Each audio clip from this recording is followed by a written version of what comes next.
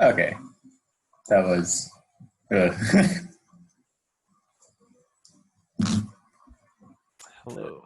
Hello. All right. Good thing the thing started a little early so I can set up the Twitch.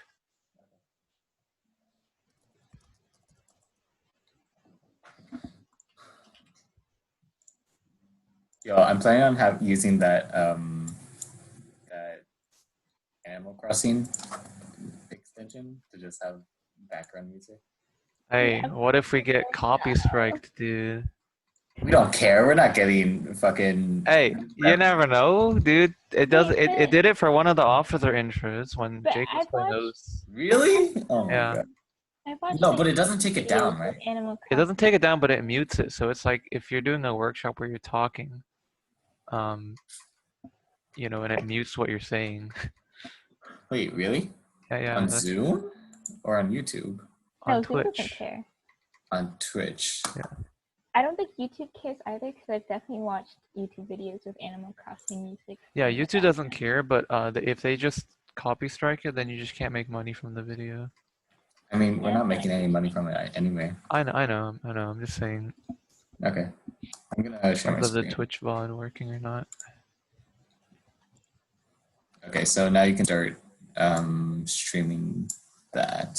Let me just give me like 1 second. All right. I see members already coming in. Nice, Oh, nice. Oh, I should probably, yeah. Okay.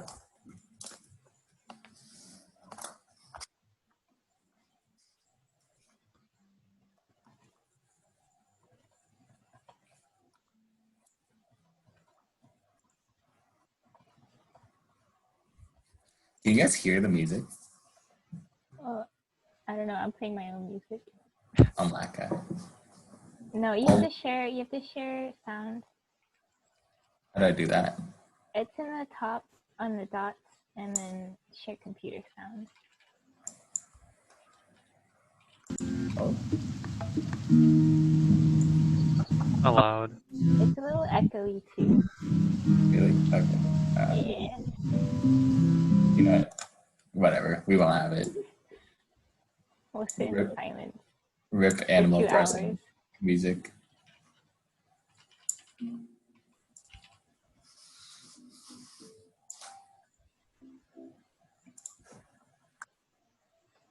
Yeah, so we're just gonna wait for people to come in. We'll start in a couple minutes. I'm gonna go live now. If that's okay. Yeah, that's fine. Nice. Cool.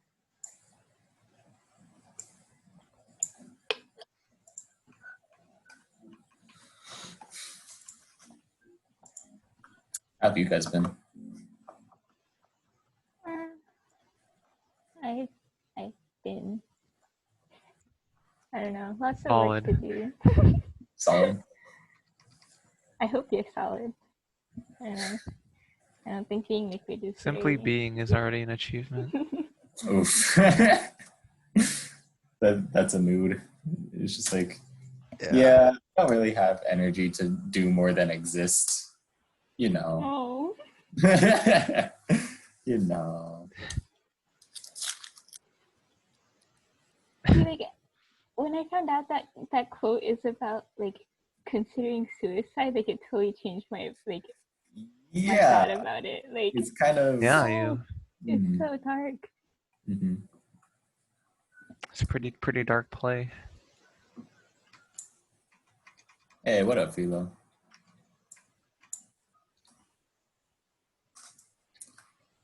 Yeah. But honestly, Shakespeare, maybe this is a controversial opinion, but Shakespeare sucks. Wait a second, what? Shakespeare sucks. I don't like it. Excuse me? Okay. Is it because you've only read Romeo and Juliet 4 times in school because you were forced to? Well, kind of, yeah. Man, I can't believe you would say such a thing.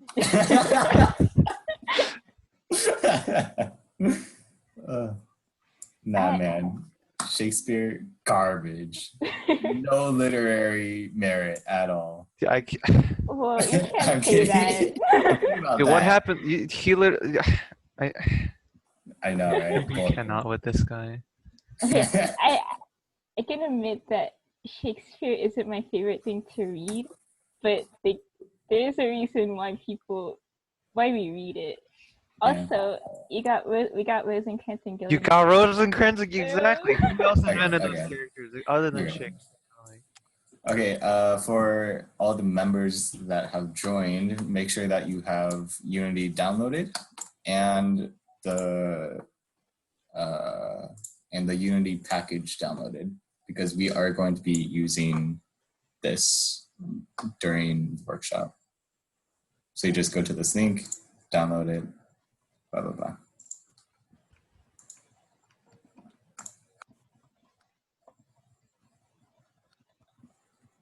We'll wait a couple more minutes, just in case.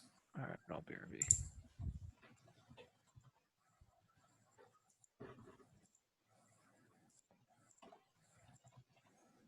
And if you guys also coming to the art workshop in an hour after this one? Yeah, I'll be there. Nice.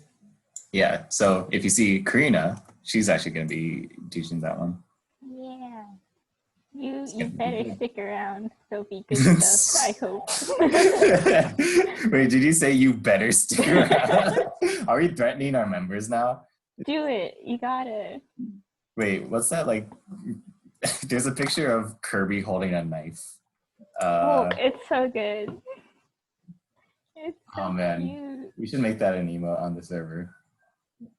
It's just a smiling Kirby plush holding a knife, and it's terrifying. Yeah, I remember you, Philo. I know who you are. Oh, Madeline, we'll have more art workshops in the future, but we'll also have a recording of this on our YouTube and also on our Twitch. So Yeah. don't worry about sticking around if you can't.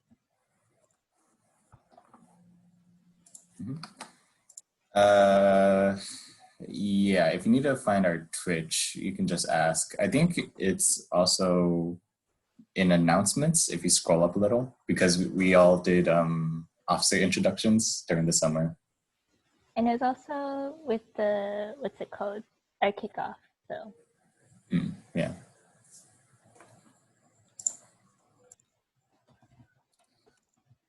Okay, I think it's about time to start. So, I'm going to assume that everybody here has little to no experience with Unity. But I am going to assume at least like a little bit of programming knowledge, not really anything that would be required to actually do this workshop, but just like I might be talking about how stuff relates to coding and stuff. So just a heads up.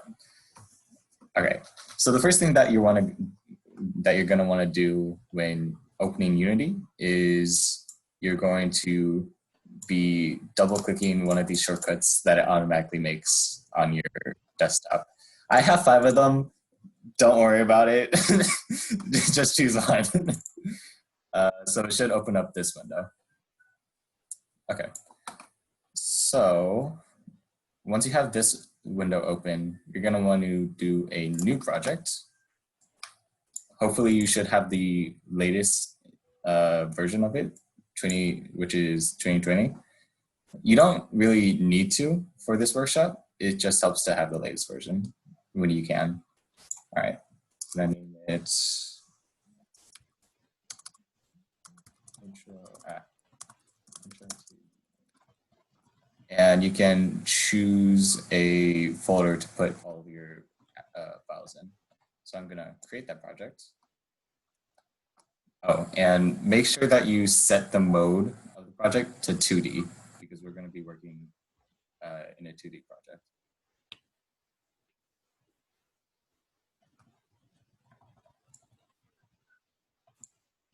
All right, does anybody need any help with what I just said?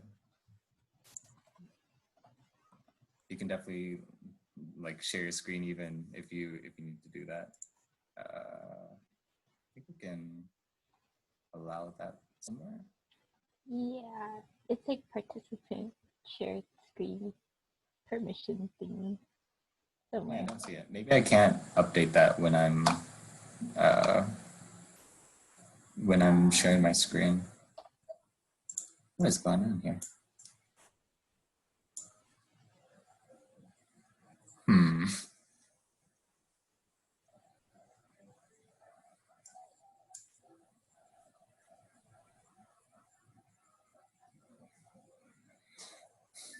Well, that's kind of scary.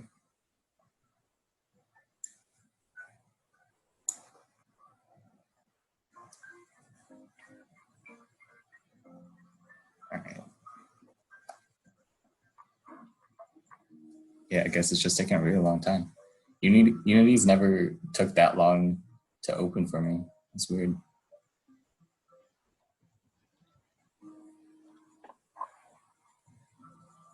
It just knows that you're doing a workshop and you need it to load fast. It just doesn't. Yeah, no. The computer's conscious. So, any of you guys doing the game jam?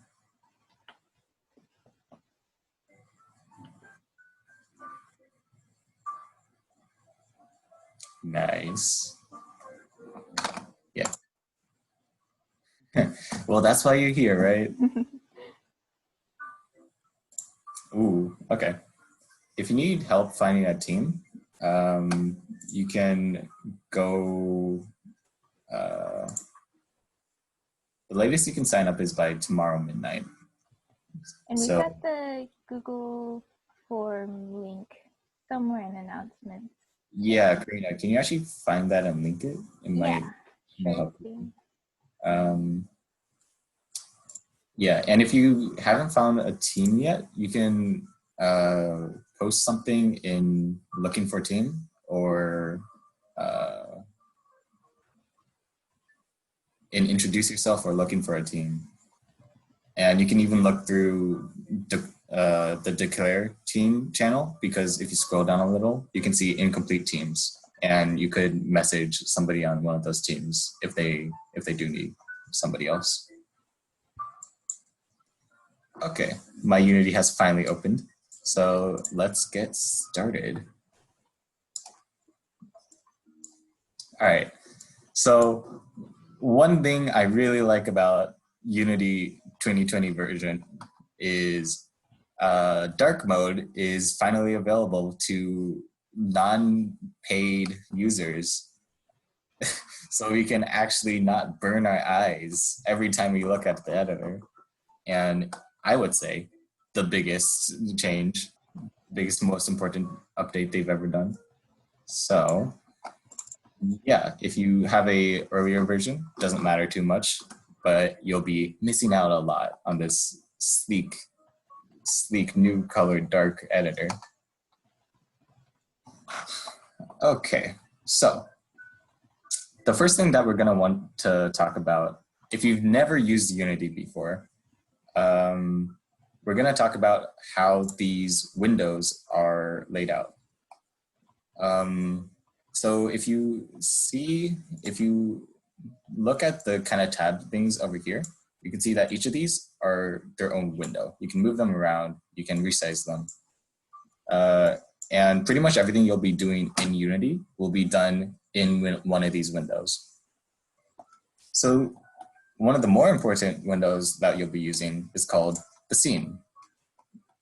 This is where all your game objects, all your art, all your scripts, or all the objects that you'll attach scripts to, pretty much everything in your actual game world will be going into here.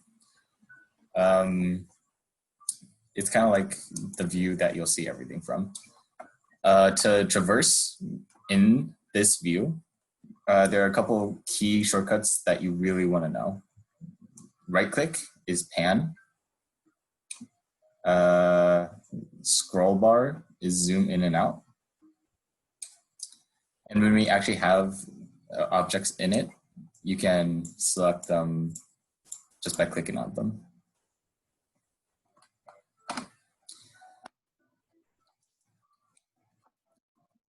If you also see for these tools in the top left corner, you'll see that they are some tools that you can use to move stuff around in the scene.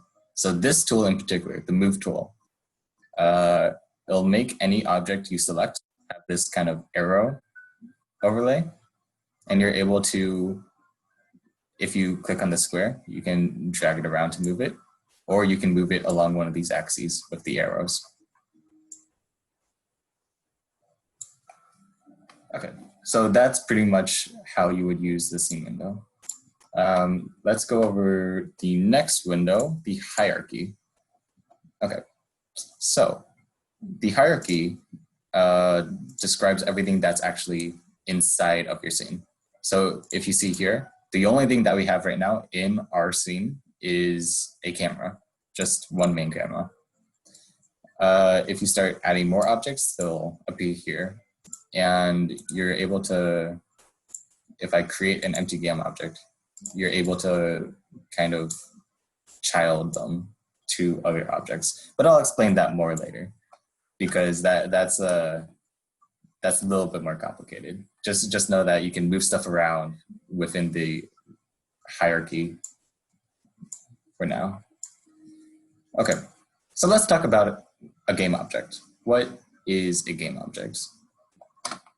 So if anybody knows what the default object in Java is, kind of like the base class that everything else inherits from, a game object is kind of like that, the most simple thing that you can have. For anybody who doesn't really have that much experience with programming, you can just think of a game object as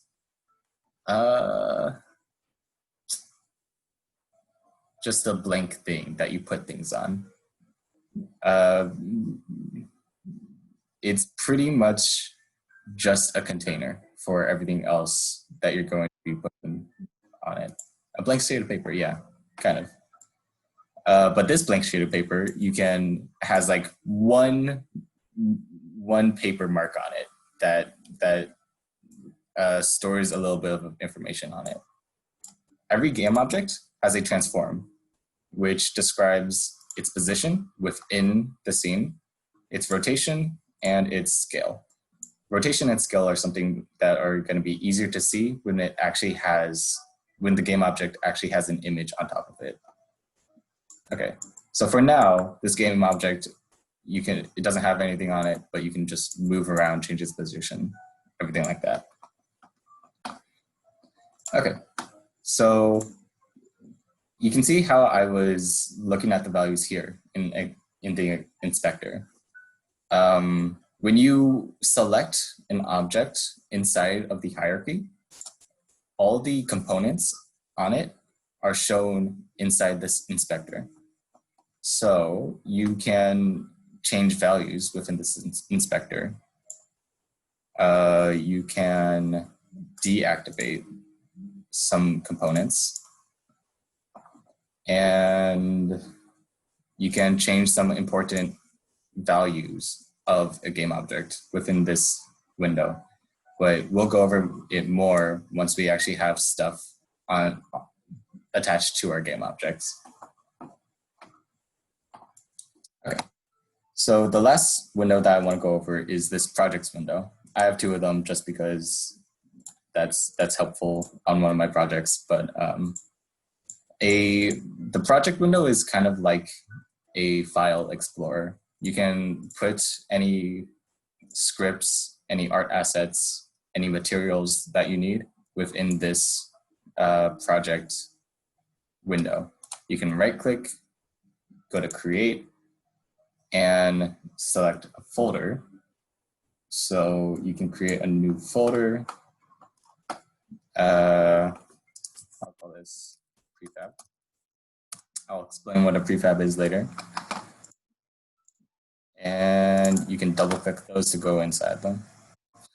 Oh, I never actually imported the package.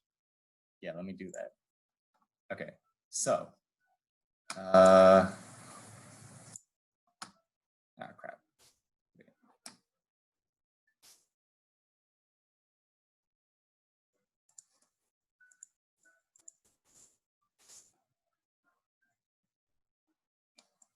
Okay, so once you've downloaded the package from the website, you're gonna want to drag the Unity package into the project window. It will bring up this, and you're gonna want to click import.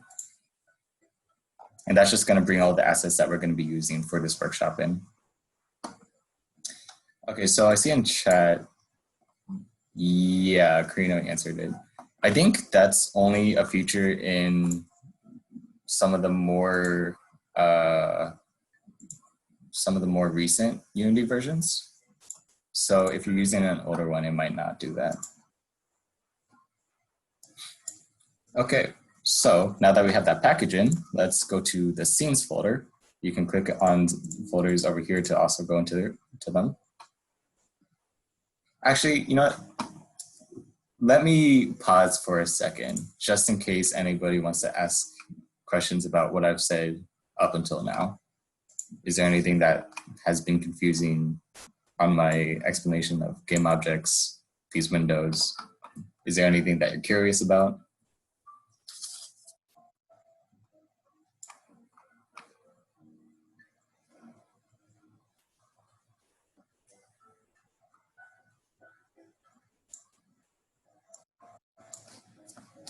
All right, so if not, let's go into scenes and you'll see some of these symbols here.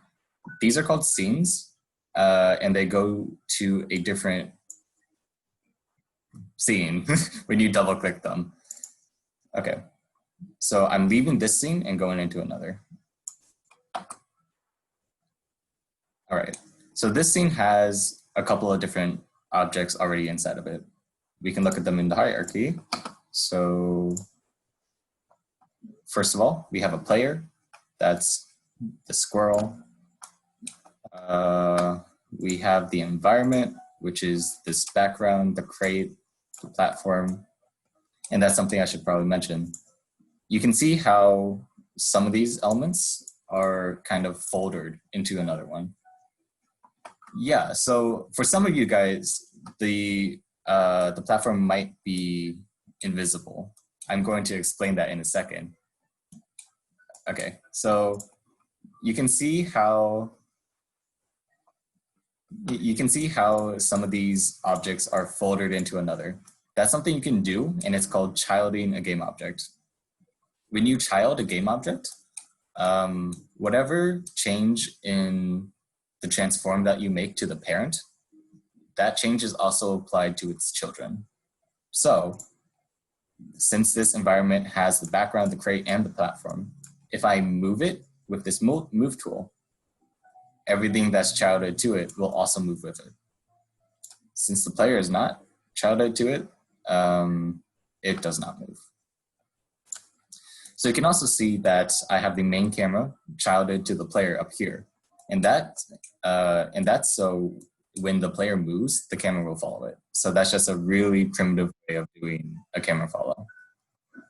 Okay, so now I'm gonna address the invisible platforms. In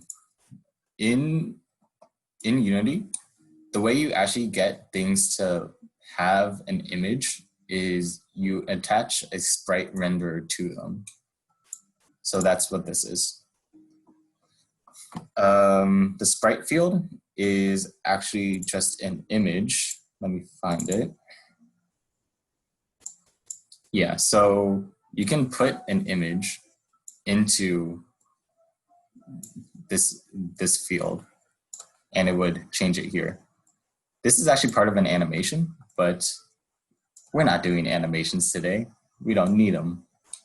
So we're just gonna stick with the static image for now. The sprite render has a couple other fields that do some cool stuff, but that's something you can look into more on your own. Right now, we just want to make sure that we know how to use them.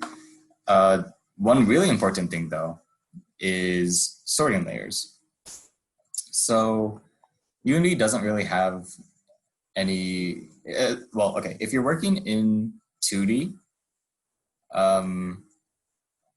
it's almost as if you took a 3D project and just made the camera only look at it from one direction. So all Unity projects are 3D. The 2D projects are just kind of adjusted to seem 2D. So in that way, we need to make sure that our editor knows which objects will render above other ones. So if I go to this platform over here, for some of you, it might be invisible, but yeah. So right now, its sorting layer is default. But that's no good because the background is also default and it's ordering the layer 0. So if you want the platform to always render above the background, something you can do is either make another sorting layer that's above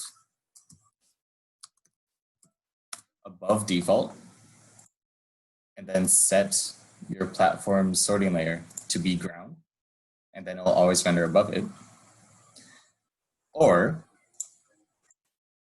you can make the order in layer greater than 0. And that will also, and if the order in layer is greater than the background's order in layer, it will always render above it. Okay. Yeah, Unity is kind of just Paper Mario, if you think about it. Okay. So let's talk about some of these other components that are on these game objects. The player over here has a rigid body, and a rigid body is, you know what, let me just show you what it does. I am going to delete that. You don't have to delete it yourself. I just want to show you guys something. And to actually begin a game, to like run a game, you press this play button over here. Okay. Cool game. So it's not actually like crashing or anything. It's just that I took off a rigid body from a static image, and it's an image. It doesn't do anything. The rigid body is what actually gives game objects physics. Yeah. So if I add it back,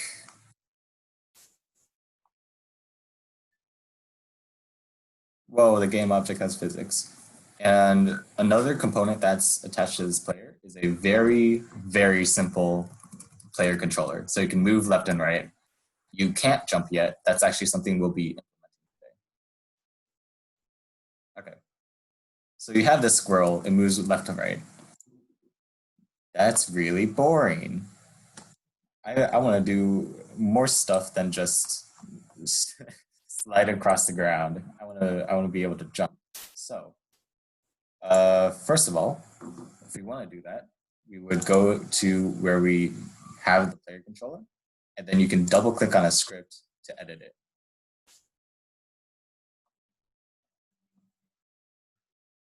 Just waiting for this to open. Yeah, so double click on a script if you want to open some kind of coding terminal that's attached to it. Okay, I actually am not sure if this is completely ready to go after you download Unity. So if anybody is having problems with this step, please tell me. Okay, so it's not working.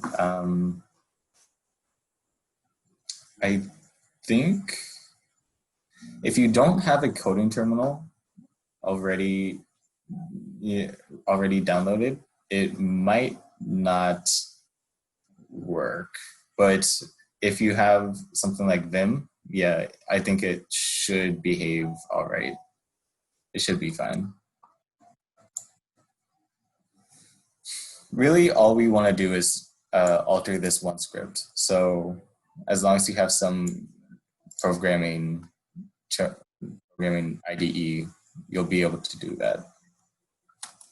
If you don't worry about it.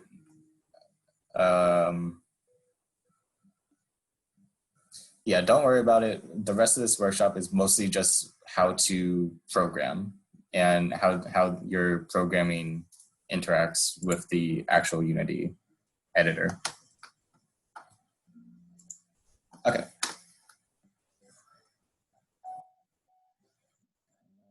Okay. So let's take a look at a basic Unity script. So the first thing that you might see is in this class declaration, this is the name of the script, and it inherits from something called mono behavior. Mono behavior is where we're going to get a lot of the stuff that Unity uses, like game objects, transform, and a lot of the functions that interact with those two. These are some global variables. So if you saw earlier with the rigid body, it's a component, right? So in code, you can actually access individual components. And these are just some floats. Okay, so let's just take a look at this function. So it's called start, right? Start is called, it's called once whenever a game object is first instantiated, or not instantiated, but when a game object first awakes. So as an example, like when I push play here, the player controller on this object would activate, would awake, and the start function of this would be called. Okay, so let's talk about this statement too. To actually get components from your game object, you need to call getComponent rigid body. And what this would do is it would go to the game object that your script is attached to, and it would see if it has a rigid body 2D on it, and then it would return it. So now you have a reference to the rigid body. The next function that I have here is called update. Updates will be called every single frame. Yeah, so every single frame that my game object is awake, this function is called. All right. Then I just have another function defined, and this is what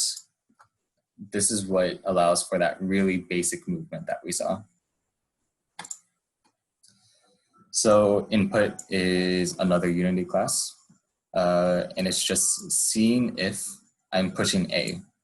If I am, then it changes my rigid body's velocity to be negative, so I move left. And then the opposite for move right. Okay, does anybody have any questions about these scripts?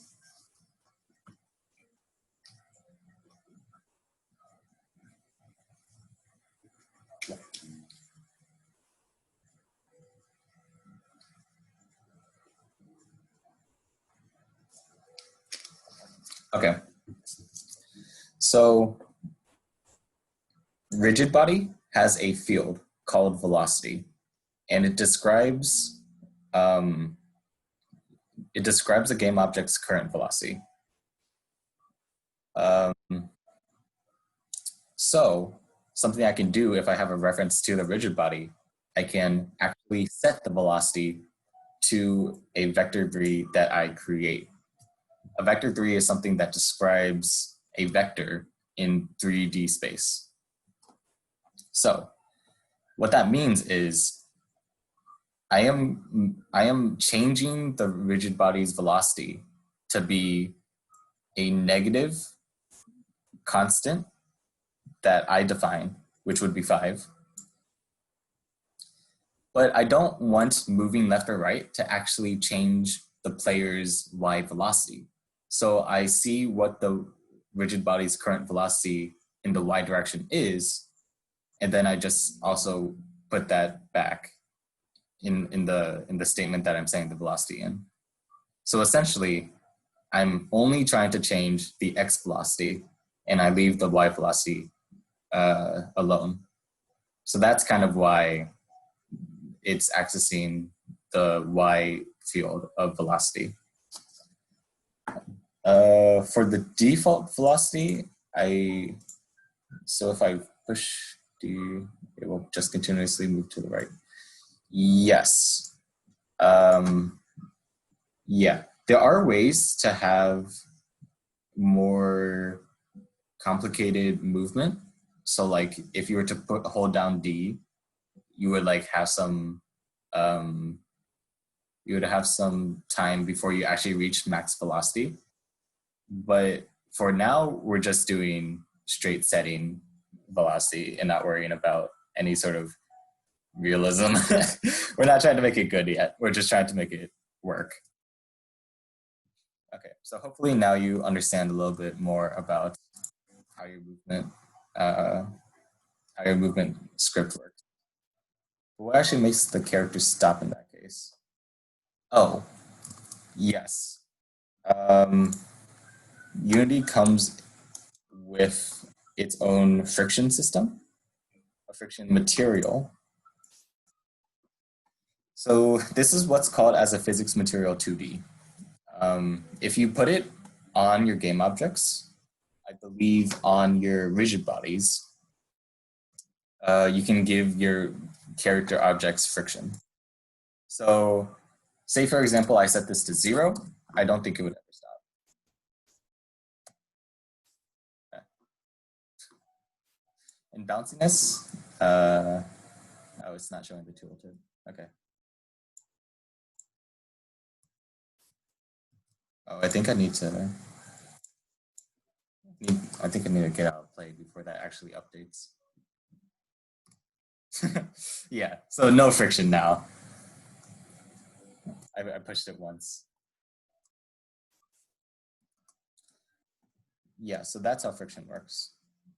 Something else that I didn't mention earlier is how do these two objects actually collide? Because even if a static image from the sprite render has physics, it doesn't mean that it actually has a hitbox, right? So that's what this does. You can kind of see it, those green lines over there. That's what's called a box collider 2D. And it defines the hitbox of a game object. You can edit it by pushing this button. Oh man, it's really hard to see. But if you can see that those like small squares, you can drag them around and adjust the size and shape of your hitbox. And there are a bunch of different colliders out there, ones that are like circles, ones that are capsules, triangles.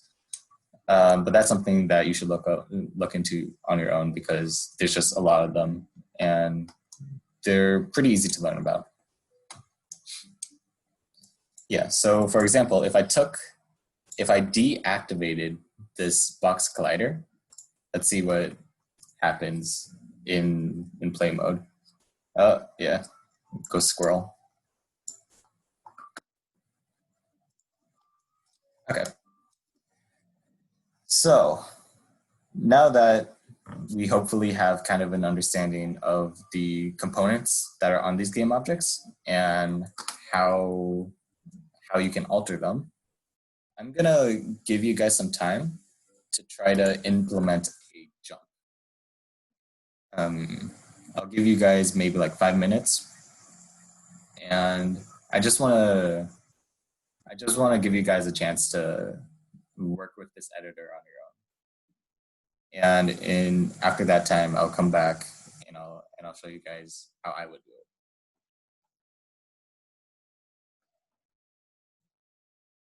So just down here, try writing a jump function. If you need any help, you can definitely ask me or Karina. I think, Karina, do you know how to make a jump? I remember the thing from the BLM Jam workshop, but I am not super adept in. Okay, so just ask me any questions if you need it. What editor do I recommend? Visual Studio has been pretty good. Visual Studio 2017, that's what I use. I think you can also use 2019. I just haven't updated it yet. Right here, yeah. But Visual Studio is what I've seen the most.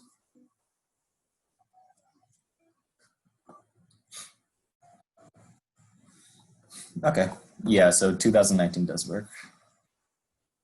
Oh, Writer's free, okay. As a UT student. I should put this here.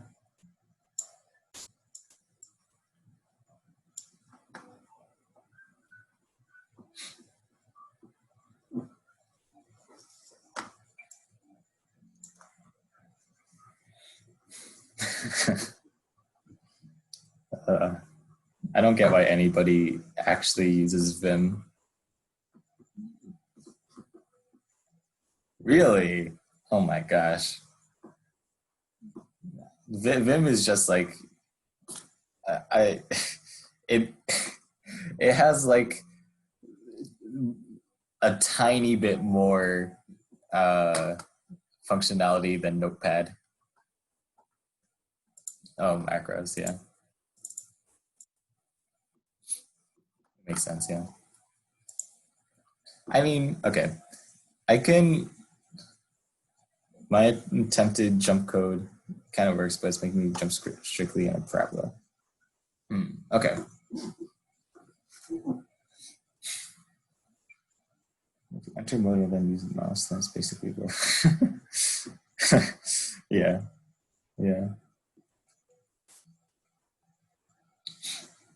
Okay.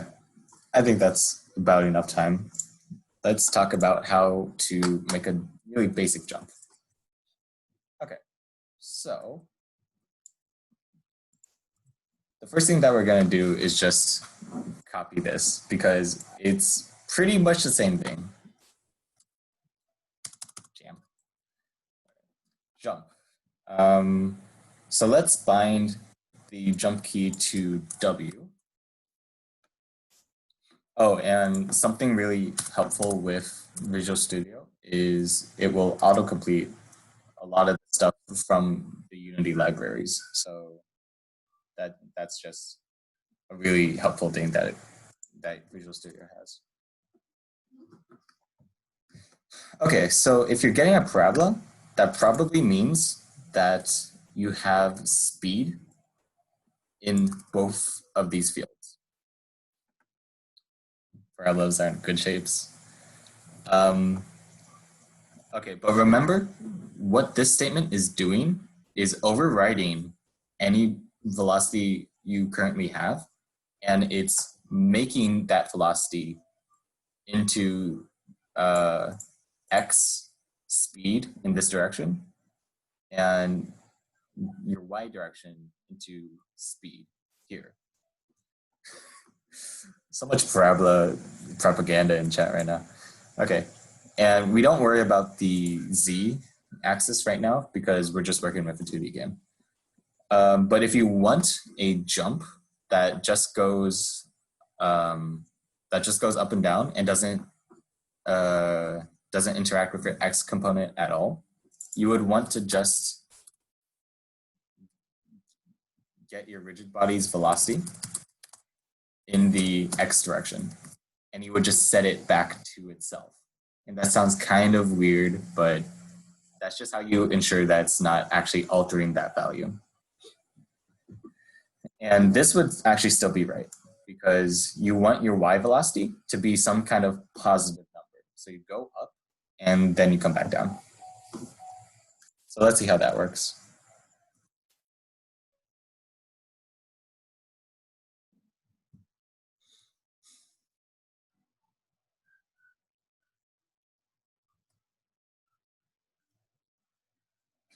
Yeah, so the reason why we can't do rigid body velocity dot x is because a vector 3 actually has protected fields. So you can't alter x, y, and z individually. Yeah, it's a little annoying, but it's fine. Okay, so jump A, we got that vertical movement, and it also doesn't launch me in another direction. But if I hold it down, yes, yeah, infinite flying. Yeah, so that's the next thing that we probably want to fix, right? Unless, you're making Superman 64 again. Who knows? Okay. Oh. Yeah. Yeah, something Robert said is actually kind of important. Some of the efficiency stuff in Unity, it's such a large editor that small efficiency things really just don't matter that much. So like usually it's just logic stuff that you need to worry about. Okay, so how do we stop infinite flying? Well, one of the more basic ways of doing it is using something called on collision. So this is a function that will be called anytime that the player collides with another object. And it uses the colliders on the objects and the rigid bodies to see if they collide or not.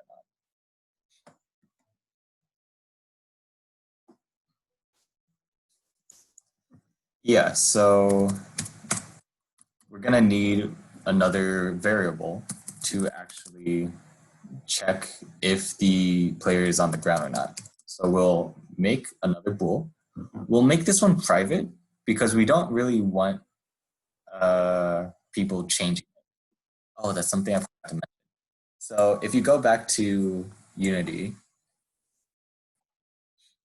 you can see that this player controller has these numbers, speed and jump force, and those are declared within the script.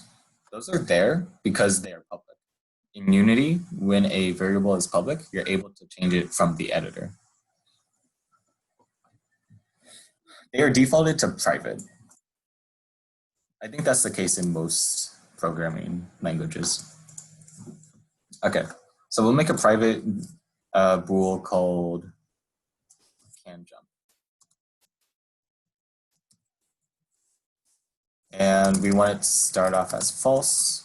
Bools already default to false, but might as well just put that there. So on a collision, let's just say we want can jump to equal true. And after you jump, let's say we want can jump to be false.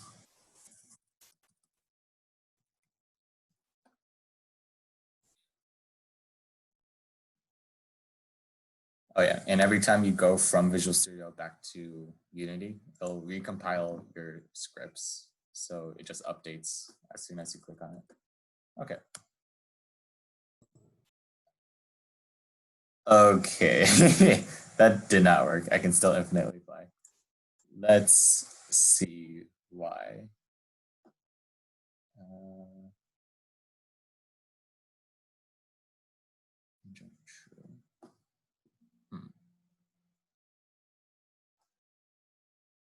Yeah. I do, I do have to check in the if. I do all this stuff setting it and I don't even use it. Okay. And can't jump.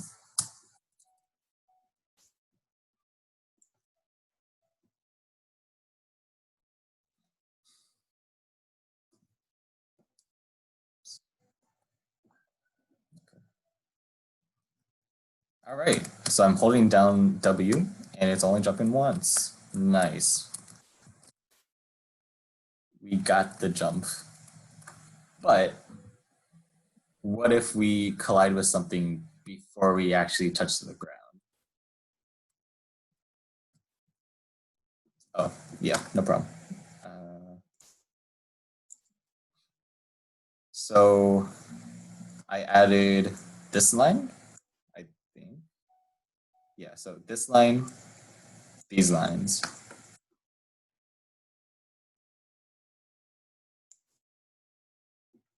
Do you have those lines in your code? Okay. So then you're gonna wanna add this here and to the if statement.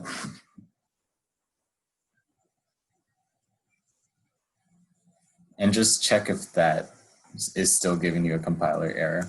You can check errors, by the way, inside this console. If you have any errors in your scripts, it's not going to allow you to actually play your game.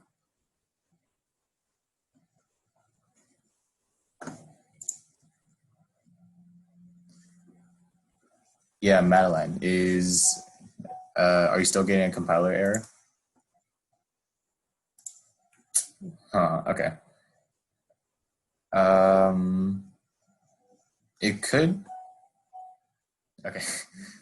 Yeah, you can also, if you're getting a compiler error, it'll give you more information about it here. And if you double click the error inside your console window, it'll go to the line that's causing the error in your code.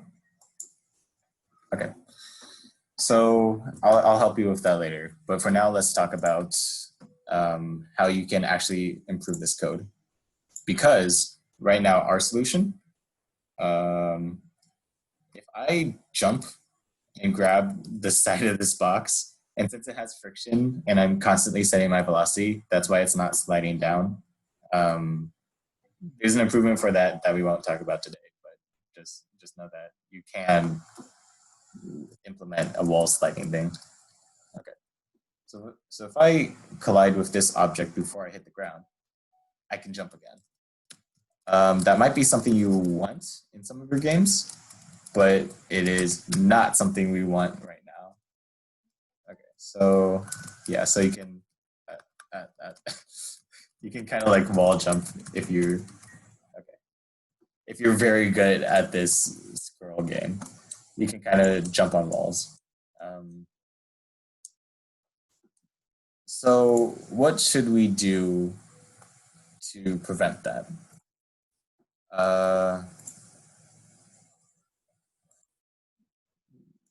One answer is to only check if you're colliding by your feet. So something we can do to do that is create a new game object. If you right-click player, go down to create empty,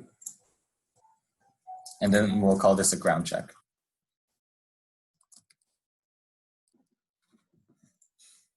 And you can also make it appear in the editor if you give it some kind of tag over here.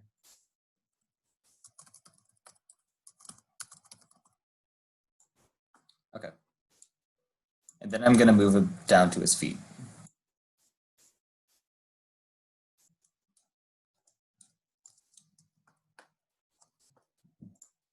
Okay. So I'm going to go back to my editor. Oh. So you're going to want to right-click your player. You're going to want to create empty. And you're going to want to rename the newly created game object and give it an icon so that you can actually see it in editor.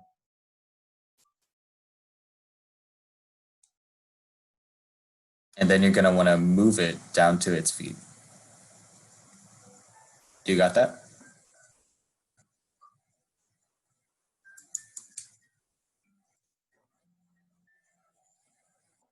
So if you want to give it an icon, you go to this this square to the left of its name. You click it, and then you select one of these.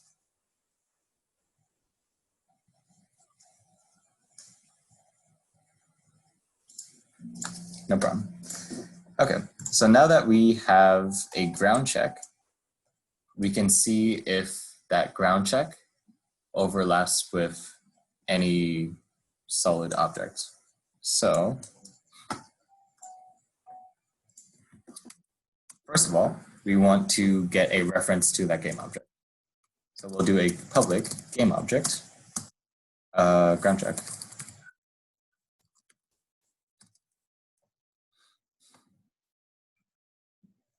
All right, so make sure you have this line of code, public game object ground check. And then if you go back to the editor and go to the player controller, you'll now have a field for a ground check game object. So what we can do with this now is we can drag this ground check from the hierarchy into this field. So now we have a direct reference from this for this ground check.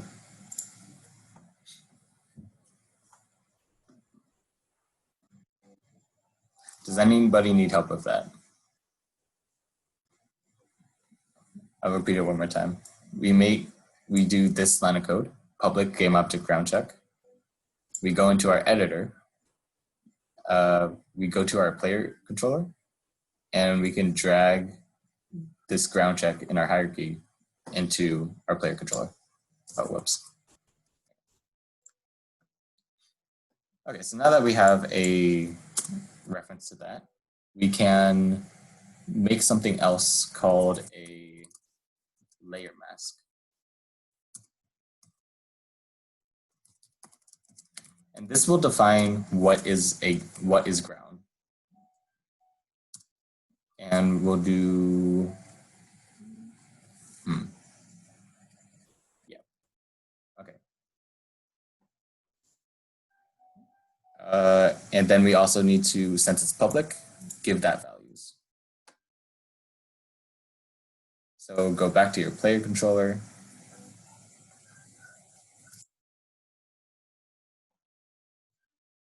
And just put a check on default.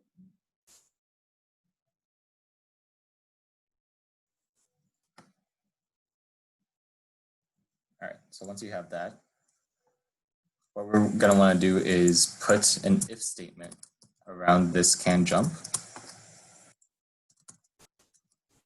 And we're going to wanna use a physics 2D function called overlap circle. So overlap circle takes in a game object, a layer mask, and a float. We'll just do 0.1 for now.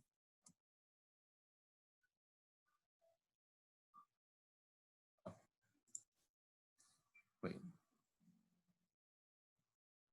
Radius, okay. So it takes in a vector 2. So we would actually want to get the position of this ground check game object. So we would do ground check dot position, or ground check dot transform, which would access the transform component on it. And inside that transform component holds the position, vector 2.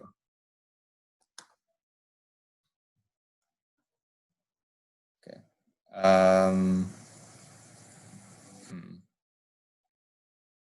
I think I did this in the wrong order. I think its radius comes first. Okay. Yeah, so ground check, transform, position, and then the radius, and then the ground layers that we defined. So what this will do is it will return it will return true if the ground check object is within 0.1 units of anything that is defined as a ground layer. So since our object is at its feet, now it will only be able to jump if ground is within 0.1 units of its feet. So let's try to wall jump. All right, wall jumping is no more. All right, yeah. So just those small improvements make it so that your game starts to have more robust logic. And that's how you would kind of improve some existing mechanic that you have within Unity. I'll just leave my screen on the code in case anybody else needs to look at it. And if you guys have any questions, you can also ask them now. And don't worry about the art workshop. Starting directly at 7, we can go a little over.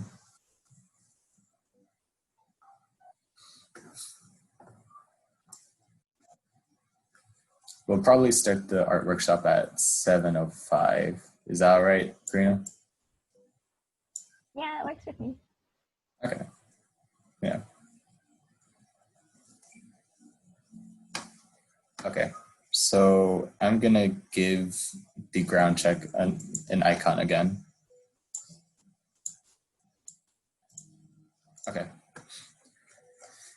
So make sure that you have your new game object that you rename or anything. Make sure that you have it selected so its components appear in the inspector. Yep, Aiden, you're in the right spot. We're gonna be starting the art workshop in a couple of minutes. We're just wrapping up the Unity workshop. Okay, David, what are you talking about then? I'm gonna.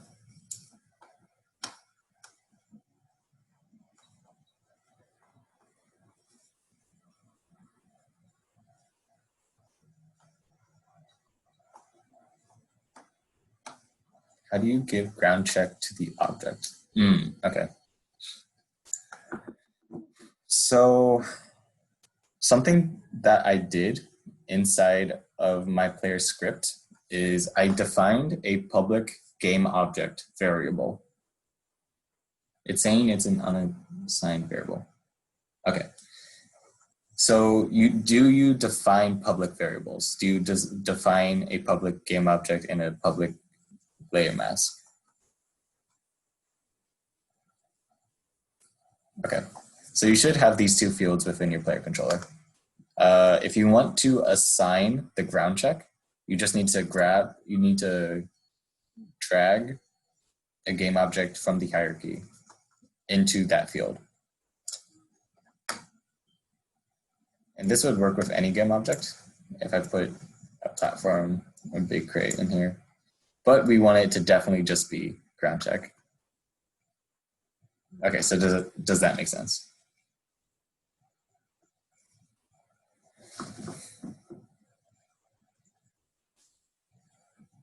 They're not in your player controller, okay? So make sure, okay. No, it's okay, it's definitely okay. If you don't have much experience with Unity, this stuff is kind of weird. So it's understandable. Yeah, so any other questions before we transition into the art workshop? Can you go down to your jump method? Yep. So this is where I do handle the jump.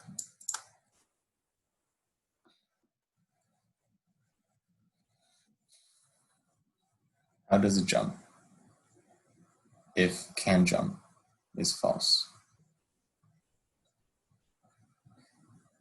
Okay, so what we do is we set can jump to true whenever the player collides with something, or whenever the player's feet collide with something.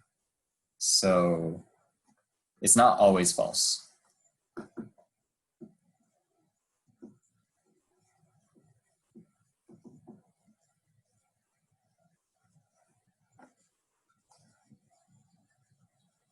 We have the same exact thing. Okay.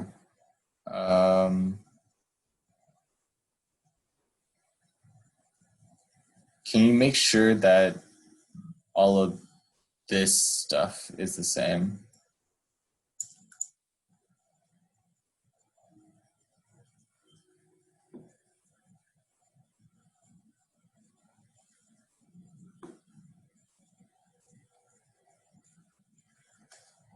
Huh. And do you have the fields in Unity in the player controller? Are those the same?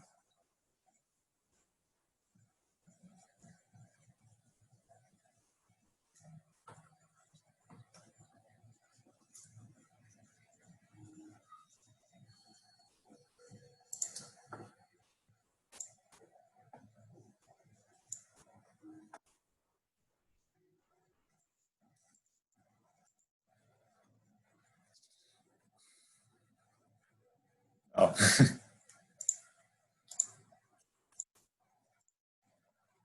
All right. It's about time for the art workshop now. So if you are still having trouble with this, you can send me a private message, either on Zoom or, Zoom or Discord is fine. But I'll help you figure it out if it's still not working. But for now, I want to give the mic over to Karina. Yeah, so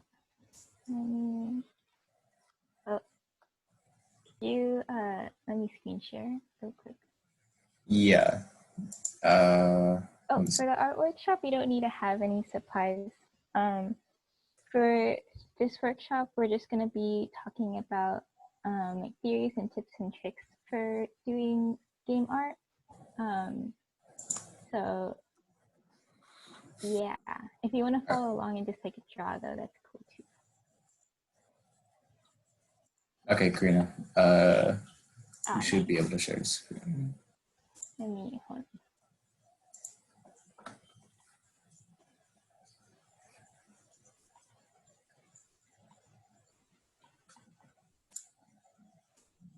All right. Yeah. All right.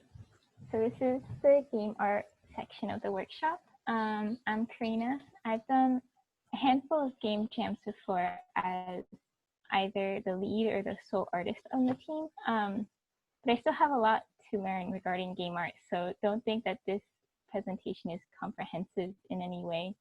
And these rules are not like hard and fast rules. Like you can, well, no, these rules you can break. Like they don't have to be like, they're not strict. I specialize in 2D art, and even though I've dabbled a little bit in 3D art, this presentation is sort of shaped around my knowledge of 2D game art. So this will be super useful for anybody working in 2D art, but hopefully 3D artists can still gain from this. And it'll work regardless of what drawing program you're working in. So this is just like an overview of what I'm going to talk about. We'll talk about what is game art, what sort of pipeline or workflow you should follow, especially when doing game jams and the sort. Things about color schemes and style designs, how your art should look to make it, how it should look to make it look good. UI, and just some like random tips that I wanted to share with y'all. So game art is all the visuals and the audio that a player sees in the game. And when you make game art, you always want to achieve the following three things. You want to achieve clarity, ensure that the players can easily and quickly read the information that the screen presents you. So things like who's the enemy, where will the attack land. Satisfaction is like the responsiveness from the game when the player does an action. So when you press a button, it like the little character on the screen like does an attack or something. And then style, you want it to be cohesive and know that it sets the emotional tone for your game. So for clarity, in this example, you can see the impact circle of where Link's ground slam attack lands. You can also note that there's clarity of who the enemies are. They've got little HP bars above them. They've got arrows that point towards them. And yeah. We also have an example for satisfaction. You can easily find satisfaction in fighting games where animations are very quick and responsive. The animations don't take forever to play out. And for most games, the satisfaction comes from the programming side, or a large part of the satisfaction comes from the programming side, such as like being able to cancel out of an action or a screen rumble. But the art helps a lot too. So for an example, the impact sparks of whenever Falco makes contact with the opponent creates satisfaction. It also creates clarity because the player knows that they're doing damage, even if they're not looking at the bottom corner of the screen. The animations also look punchy, as in they have some sort of impact to them. Part of this is because the animations break the body and they put them in positions that don't really seem normal in a screenshot. Like an arm might be like 2 times longer than it should be, but in an animation, it looks good. If you're interested in more animation stuff, we'll be having a workshop later on focused on just animation. And you can also find satisfaction with like a win screen, like in Professor Layton. So for the style, remember that it sets the emotional tone and it influences the way that players experience it. So in like Skyrim, it's like very dark and dreary. They're attempting a sense of realism. People's features are very sallow, but it's all very dark. And you can tell from this image alone that this is a serious game. In contrast, you have Katamari Damacy, where the colors are very light. There's very few dark shadows. And the humans in this game are very stylized. And even though the objects that you pick up in the game approach a sense of realism, yeah, yeah, the humans aren't, they're interesting. So like the items in the game might approach a sense of realism, but the colors that they use makes the player not even think that Katamari Damacy could be a serious game. Kind of looks like Kim Jong-un. Yeah, I can't deny that. No politics in EGaDS workshops. Okay, Robert, get out of here. So onto the workflow. So first things first, you want to make sure that you know what art assets you need to prioritize, things that are absolutely necessary for the game. So generally that's the player, enemies, backgrounds, tile sets, and like maybe like power-ups if that's something that you have. Things that would be cool to have can be worked on later. And like usually what we see during game jams is that like usually it's like visual effects, more character animations, things like that. And one way to do this is using a Trello board. It's super useful, especially when working remotely during game jams. This was one that I did over the summer with some friends, and the way that my team used it was that we wrote down every possible art asset we might need, and we marked them as either high priority or low priority. And I think this way really helps you keep on track and keep you conscious of what you have left to do. So you don't end up spending too much time on like one little like art asset that you'll see at the end of the game when you still have like 10 other things to do. So after you prioritize your things, you need to determine the scale of the art that you make it in. This is so that you can have consistent image dimensions.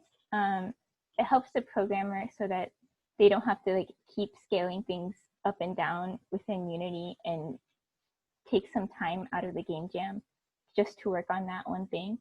And you can do this through whiteboxing.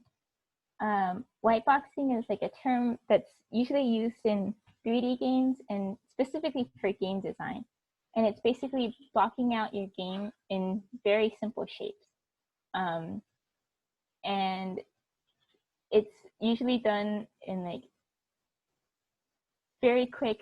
It's like, don't even put materials on it. It's just like, this is what it will look like, but better. But I found that even though it's like usually for game design and level layout purposes in like a 3D context, I think it works really well for making art in 2D games. So for 2D games, this is what whiteboxing might look like. This is an example from one of the latest game jams I worked on. And when we were doing the whiteboxing, we established a couple of things. So we established how large the game would play at. So we said 1920 by 1080. The size of various assets within the 1920 by 1080 screen are like blocked out by these simple shapes. We figured out how large the playing area would be, the approximate size of the player, the attack sizes, the size of the boss, and things like that.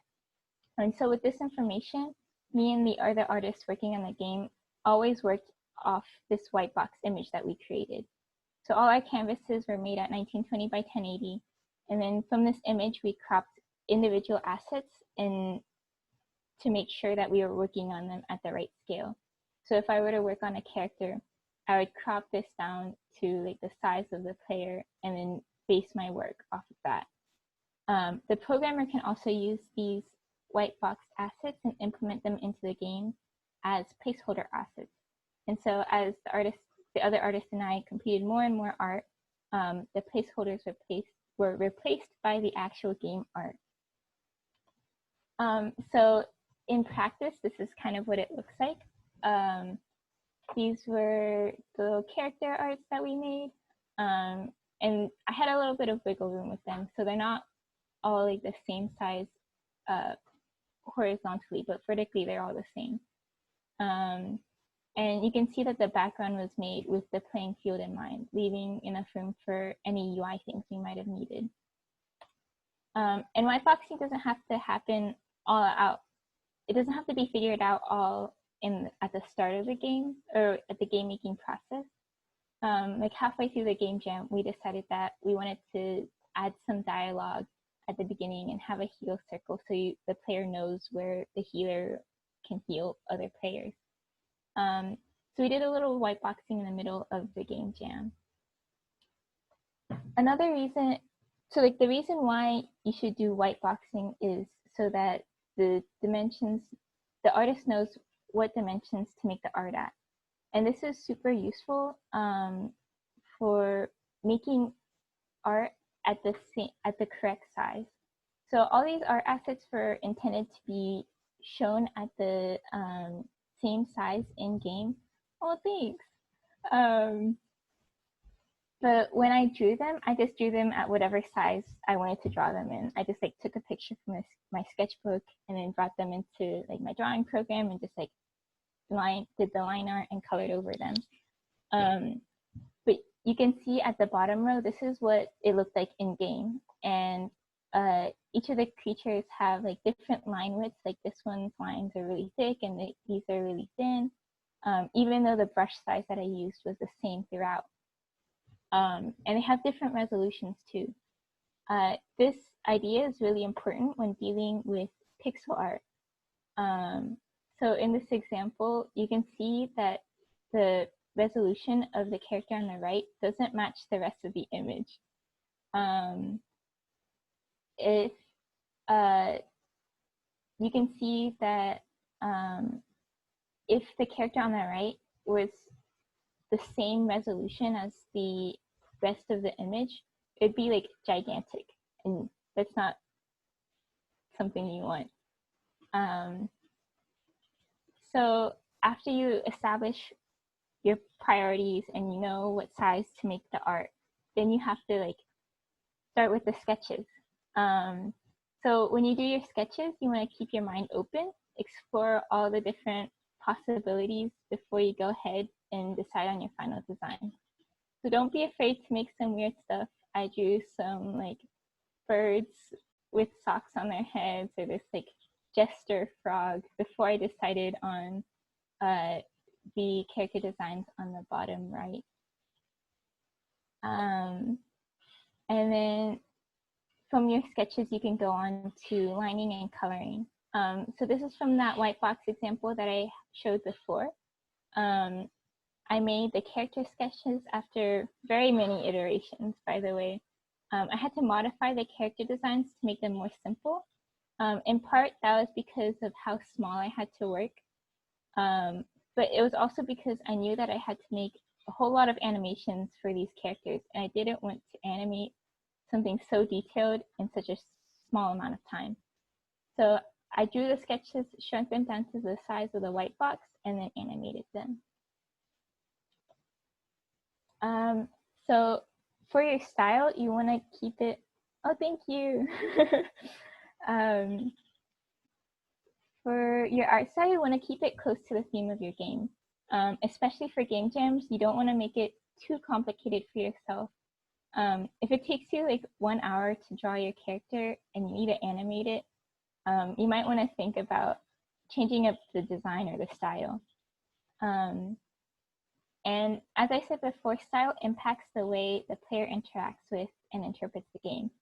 So in Valve U, it has very simple graphics. The information is easily digestible, and it's nothing more than it needs to be. The colors are simple, they're cohesive, and it's consistent throughout the game. And I think, in my opinion, it would have detracted from the game if it was any more detailed. And that's typically with most puzzle games. Usually graphics are very simple. And while it's good to have consistent art style throughout your game, it's possible to break that rule. If you don't want any spoilers for Undertale, maybe tune out for the next 2 slides. But for example, in Undertale, the art style is extremely consistent up until the fight against Flowey. There are elements that are still consistent with the rest of the game, enough that you know that it's still the same game. So you can see, like, you still have like that health bar, and you still have your pixel heart. But the photo collage style is very striking and contrasts a whole lot with the pixelized art that you saw, that the player saw before this battle. Robert, I don't want to hear it.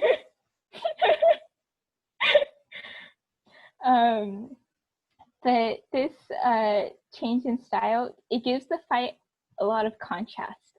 It shows that it's important, and maybe it makes it seem a whole lot more important as a boss fight than it should be compared to the other boss fights.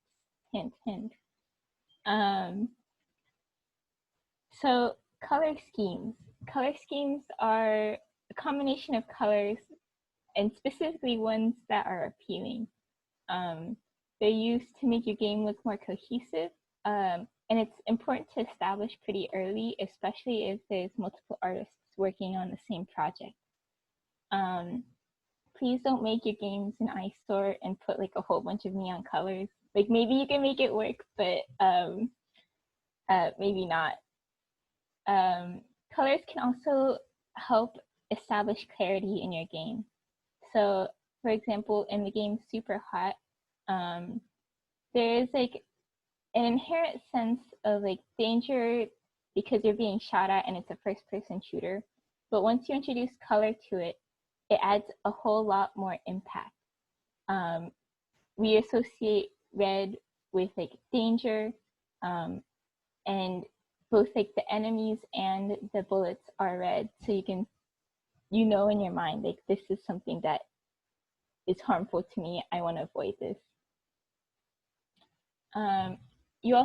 This is like a good example of a consistent color scheme. In a short hike, this like screenshot of the game, you can see that all the colors are very warm, and that's what makes it look so cohesive.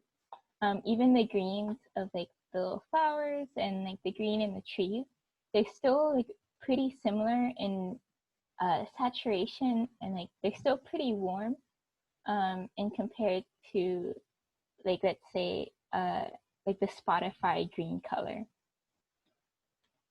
And there's like lots of resources out there for creating good color schemes. There's like color scheme generators that I have listed here, and you can just throw something together real quick with the color schemes provided in, and it can still look good. So UI, I'm not super knowledgeable about UI, but I will share what I do know. Basically, UI stands for user interface, and it's basically all the buttons, the icons, the menus that you see in a game and how they're arranged. When you make UI, you want it to be simple, because this needs to be legible, it needs to be quickly readable, and you want it to be consistent throughout the game. So, for example, this is not legible UI. Other than the fact that there's lots of overlapping stuff, there's so much information on the screen that somebody who's just starting out in the game does not know where to start. There's like, the font is very small. You can't see what's going on behind the UI pop-up screens and stuff. Overall, just not good stuff. This is an example of how you can add themes to your UI. It's very nice to see UI that sort of matches what the rest of the game is like. So on the left side, you can tell just from looking at the UI that it's some sort of dungeon, fantasy-esque game. And on the right side, it's this sort of like beach, tropical-esque game. These are also pretty crowded, but these are like mock-ups, so they're not meant to be what the player actually sees. Some different things to consider when making UI is that different platforms require different types of UI. So like mobile uses like very large buttons and stuff. PC, it can be pretty small. And that different games require different amounts of UI. So in this example, I have the Ace Attorney games. And these are like very text-heavy games. The player like interacts with the game primarily through the UI. And it serves its purpose. It's readable, buttons are large enough, and yeah. Whereas games like Pikuniku, where there's very minimal UI because there's not much the player needs to know other than you can move your character and you can interact with things. I think the most you can consider as UI is like the speech bubbles, and even that fits in with the theme of the game because the text bubble is like bubbly and it's pretty expressive for being so simple. So some general tips is just make sure that your art looks cohesive. I probably said this several times throughout the presentation, but in every part of the game, whether it's like visual effects or the characters or the UI, you want to make sure that it looks like it's coming from the same game. This is a little difficult when you're working with multiple artists, but try your best. This can be done by like establishing a color theme, Even simple things like making sure you all use the same brush size or brush texture, things like that. And create contrast between characters and backgrounds. Make it so that the player can't lose the character in the screen. And if you're new to art and making game art, games with very simple shapes can still look extremely good. So I've got some resources linked here. I can share this presentation with y'all if you would like to use these resources. But yeah, I went through that pretty fast. Y'all have any questions or comments? We just want to chat.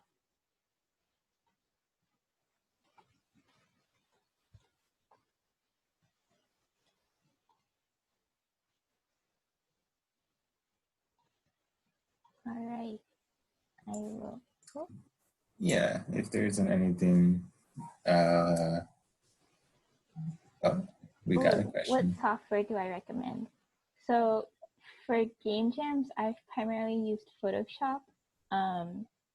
But if you don't have Photoshop, Krita is still a very good drawing program, and it's free. You can animate in it, which is super cool. And is it Pisco is the pixel art program? A pretty good free software for pixel art is called Pisco. Kind of a weird spelling. I'll put it in chat, but Piskeo. Yeah, and that one's directed towards pixel art, but it's very beginner friendly. Yeah, Krita, that's the right spelling. There might be a bit of a learning curve if you've never used a drawing program before, but yeah, there's also if you have like an iPad, Procreate works pretty well. They also have like an animation feature in that program. I've personally never used it to animate for a game jam, so I can't really speak on that, but yeah. I'll probably post it in the workshops channel on the EGaDS server. I also have all my speaker notes if that's helpful at all. Yeah. I'm gonna stop screen sharing real quick. And then I mean, if anybody does want to stick around, ask more questions, or we could just talk about life. Oh, I will have I'm gonna send a Google form in the chat. It's just like a feedback form for this workshop. So you guys can let us know how we did. Yeah. It's telling me that I need permission. Oop. Let me see if I can fix that. My life is it's rocky right now because I'm in OS for computer science, which is it's one of the harder classes at UT. Stands for operating systems. If you are in CS, you've probably heard of it. Pintos, yeah. Pintos beans.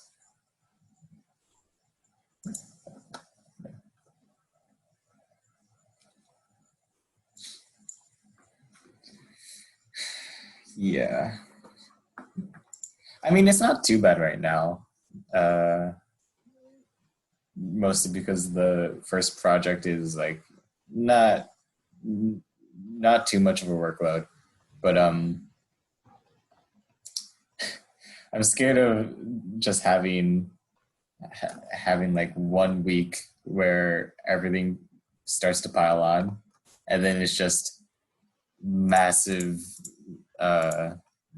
massive OS project on top of it. Nice.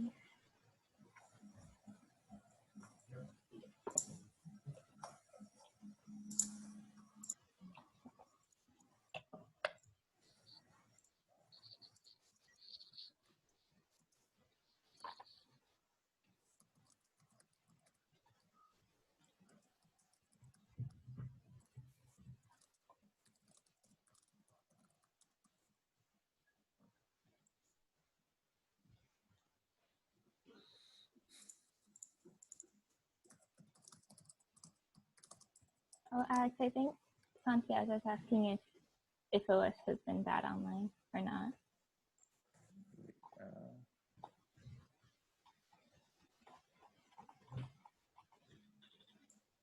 So, yeah, the form works. Wait, is that what you asked? No, if OS has been bad online. Oh God. No, it hasn't been too bad. It's really just like you need to be on top of it. That's not very helpful. You need to plan stuff out far in advance. And if you do, it usually turns out fine. You think it would have been easier if it was like in person? What'd you say? Do you think it would be easier if it was in person? Well, then to meet with people, you'd actually have to go places. And that's like hard. No, but like without this whole situation. No, I know, but like going places, that's its own thing. I don't think that Procreate has like too big of a learning curve, but it is yes, $10. As for other drawing programs on the iPad, I'm not super knowledgeable about that.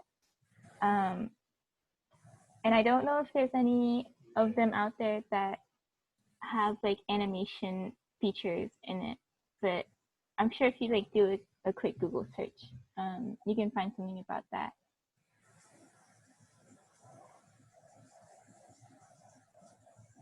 Yeah.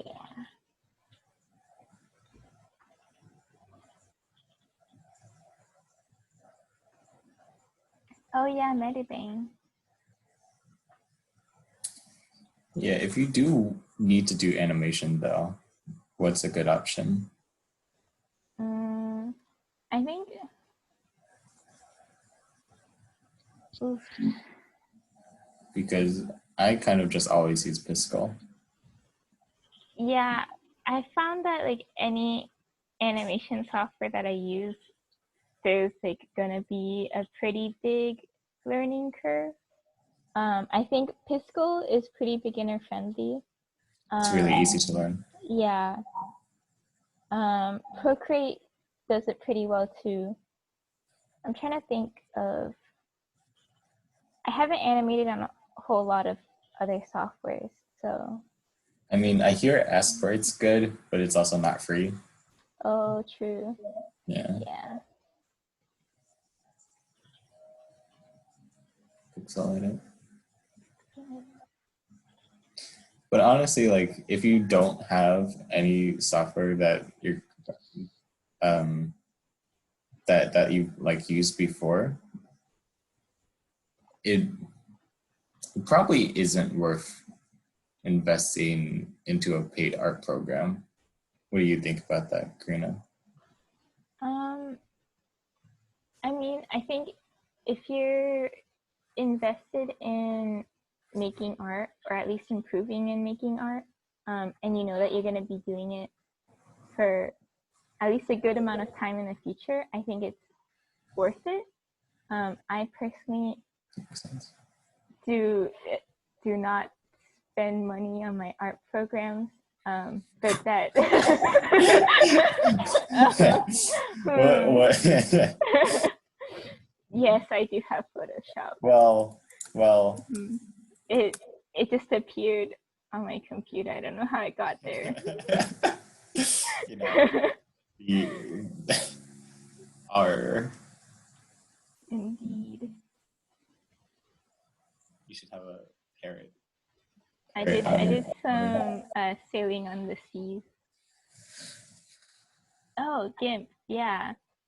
I hope not. That's the flex. Man.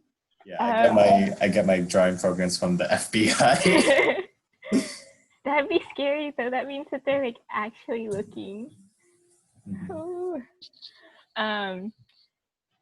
I've never actually used GIMP. I think I used it once, and then I was like, this doesn't make sense, and then I dropped out of it. But that was like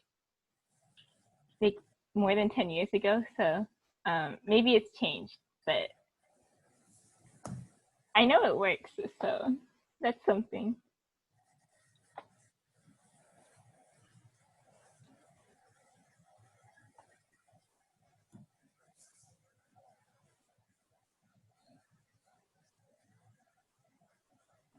How long have I been doing art? I have been doing art for as long as I can remember.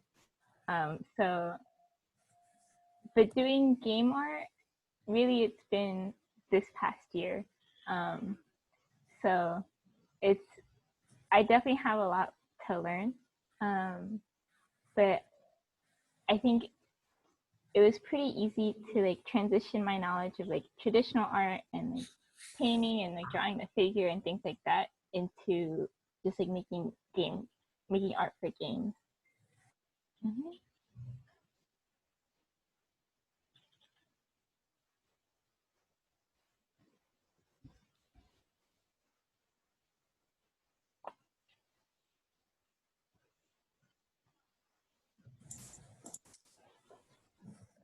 Karina, do you have any ideas for jam rooms? Ooh. I don't know yet. See you, Noah. Oh, bye, Noah. Thanks for stopping by. I'm glad you enjoyed it.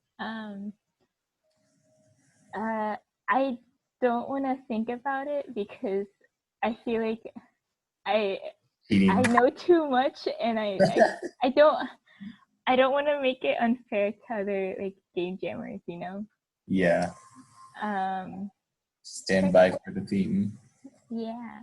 During the jam kickoff.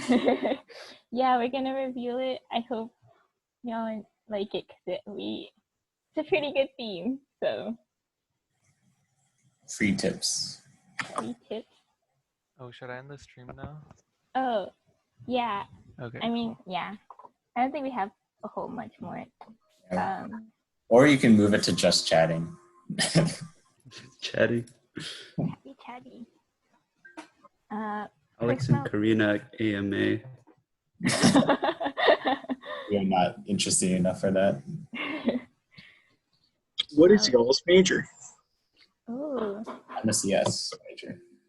I am a Plan 2 Studio Art and AET major. Yeah. What major are you? I'm a freshman of philosophy. Oh, cool. Whoa, wait, that's so different. That's so not what we're used to seeing. How'd you end up interested in game dev? Oh, I love video games. They're great. Yeah. So cool, right? The question isn't how to make a video game, it's why to make a video game. Or like how you should make a video game. Ooh. I'm taking a philosophy course right now, but we haven't done much other than like read through some Plato stuff. It's interesting though. I see another question in chat. What do you think of tile sets and make them win in a group? So tile sets are actually a really good way to make a lot of levels very quickly. And if one person is handling making a tile set by themselves, it could also help make a really cohesive art style. It's just that you would need to know how to use tile sets. If you already do, that's great. But if you don't, I can I can probably share some resources on how those work because I've used them before. Yeah, and I think when making them in a group, it's probably best to hopefully have one person do it all so they all look the same. But if not, at least divide them at like by theme, if that makes sense. So if you've got like ground tiles and like maybe interior tiles, give them to separate people. I also see Samir. I think that's how you say it. Yeah. Yeah. So C# is practically just Java in the context of Unity, like Robert said. Unless you're going like really into some programming concepts, which I don't think you'll have to. But yeah, it's effectively just Java. Yeah, unless you're doing like actual C#, like not game dev, you basically can just treat it as Java. Because everything you're gonna be doing mostly is gonna be inherited from the game object class. So all your game stuff is basically gonna be Java using the Unity libraries. Yep. Okay, cool. Thanks. Yeah, no problem. So, anybody on campus? I'm actually on Uh, campus now. Yeah, I recognize those dorms. I recognize. Our next workshops are all our subsequent workshops on Monday, right? Yes. Yeah. Okay, cool. We have a jam specific workshop coming up this Monday. Yeah. Yeah, this Monday. So, Yeah, and I can't believe the yeah. jam is so quick. it's close. That's gonna so be- scary. All I'm jams. scared. I'm scared. You'll be fine. It'll be okay. Yeah, that's fine. Lots of learning. And it probably, I hate to say it, probably won't turn out good, but Hey, I've made games before, okay? Maybe not in like 4 days. No, if it's your But, first like- game, like don't be afraid to make something that's bad. Like Yeah. you'll learn a lot. Honestly, though, that is actually really good advice. I said it in a bad way, but my point. Yeah, don't be People afraid of understand. failing. Yeah. Yeah. Because like it will definitely happen. But even if you don't the game that you set out to make, you're going to have learned at least one thing, and like like one. I say one, but you're gonna learn like At least one. because it's so important to just try and do it. Yeah. Yeah. What are y'all's favorite fruits?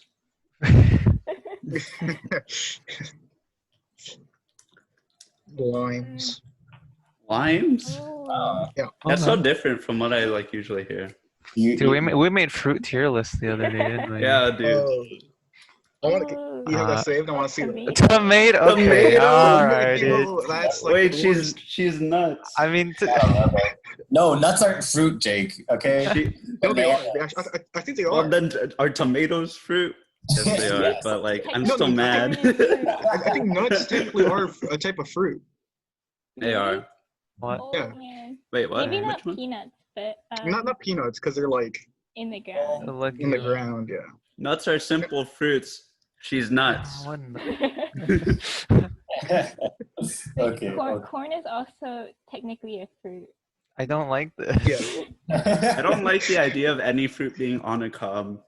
It feels So weird. is corn just like a yellow long raspberry or something? I don't like that. That makes me so It's uncomfortable. kind of cursed. I don't get it. Corn juice. Wait, Dude, corn okay, juice is that's- good though. yeah. Corn juice is good, actually. Yeah. You just gotta use it right. You can't drink it like just by. I mean, What do I you guess mean? I've never tried. I've never This tried. is purple corn Have you drink, been and to it's China? really That's like good. all they Corn have drink. there. Dude, corn drink in China. Why don't they have that over here, dude? Well, because I guess most people don't want to drink liquefied If plant. you're They just simply if haven't you're Mexican, experienced the good stuff. if you're Mexican, a staple like snack food is like a corn in a cup with like a bunch of like seasonings, I guess. I don't know. Like Wait, like what? cheese and like pepper and like lime juice and stuff. Oh wait, I know what you're talking about. No, you don't. You One don't time that I want to had drink. it You don't want to was- drink corn syrup. Wait, Yo, that's practically just soda. That's what soda is. Yeah. Okay, but it's Sure. thick. Wait, like- yeah, I I don't don't like want to that. drink anything at the consistency of corn. Yeah. Yo, I drink molasses every day. I don't know. It's like syrup. It's like syrup. It's like normal syrup.